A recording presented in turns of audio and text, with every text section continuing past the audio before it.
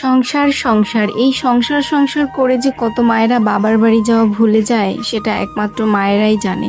তাদের শখ আহ্লাদ বিসর্জন দেয় সব কিছু সংসারের জন্য। প্রথম বিয়ের প্রথম বয়সে মায়েদের হয় সংসার, এবং সংসার সৃষ্টি হওয়ার পর যখন বেবি আসে তখন বাচ্চাদের মুখের দিক তাকিয়ে মায়েদের সব ইচ্ছা শক্তি, সব কিছু, সব শখ আহ্লাদ সব কিছু বিসর্জন হয়ে যায়। যাই হোক, আজকে ছুটির দিন, ছুটির দিনে ভেবেছিলাম রেস্ট করব, কিন্তু এক গাদা কাজ জমা হয়েছিল, এই জন্য আর রেস্ট করার জো ছিল না। আমি প্রথমেই সকালবেলা উঠে আমার কিচেনটা ক্লিন করে নিচ্ছি ভালোভাবে।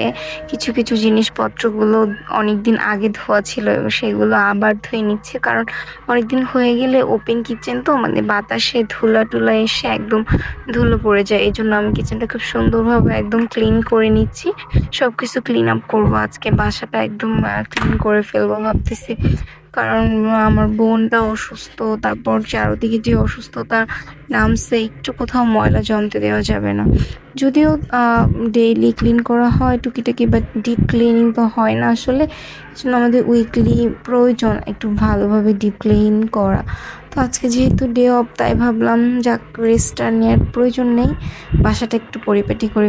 অ্যান্ড এই যে কিচেন ক্লিনারটা, এটা যে এত হেল্পফুল ভাই, এটা আমার গ্যাসের চুলাটা স্টিলের হওয়াতে প্রায় মরচে ধরে যায়। একটু একদিন না মুছতেলেই একদম মরচে পড়ে যায়, কিন্তু এই কিচেন ক্লিনারটা দিয়ে একদম ফোমটা দিলেই সব মরিচাগুলো একদম আলগা হয়ে যায়। তাই তো আমি সুন্দরভাবে আমার গ্যাসের চুলাটা একদম নিট অ্যান্ড ক্লিন করে নিচ্ছি।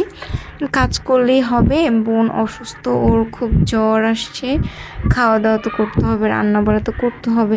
এই জন্য টুকিটাকি একটু রান্নার প্রিপারেশন নিলাম। আজকে জাস্ট একটু চিংড়ি মাছ রান্না করব, আর গিয়ে ভাত রান্না করব, আর ডাঁটার শাক মেবি সেটা রান্না করব। তো আমি যে কৌটোটা দিয়ে চাল নেই, স্টিলের কনডেন্স মিল্কের কৌটোটা অনেক মরচে ধরছে, তো ওইটা ভাবলাম দেখি যে মরচেগুলো উঠে কিনা। যে বেসিনটা ভালোভাবে ক্লিন করে আমি ফ্লোরটা চকচক করে নিচ্ছি, আর নিজের থোবরাটাও পাশাপাশি চকচকা করছি। এই যে আমি মশলাটা কষিয়ে নিচ্ছি।